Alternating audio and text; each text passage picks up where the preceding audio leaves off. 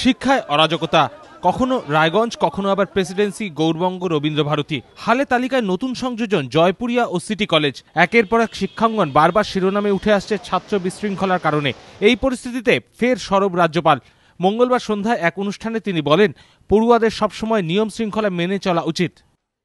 I think students should abide by the basic rules. So unrest, if it's constrained within that, it's all right. এর আগে কল্যাণী বিশ্ববিদ্যালয়ের সমাবর্তন অনুষ্ঠানেও শিক্ষা প্রতিষ্ঠানের নৈরাজ্য নিয়ে সরব হন রাজ্যপাল। One can come up with an entire new list of ideas, but if there is not adequate discipline in the universities, or which includes both students and faculty, there is little likelihood of any improvement.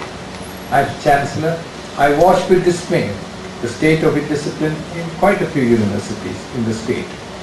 And I think it is important for the university administration and for student bodies to act in concert to ensure a proper ambience for progress in the field of higher education. পাহাড় সমস্যা নিয়েও এদিন ফের মুখ খোলেন রাজ্যপাল। From tension comes all solutions. I'm hopeful that a solution will emerge.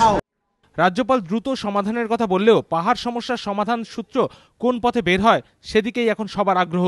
Pradipta Goswami, ABP Ananda, Kolkata.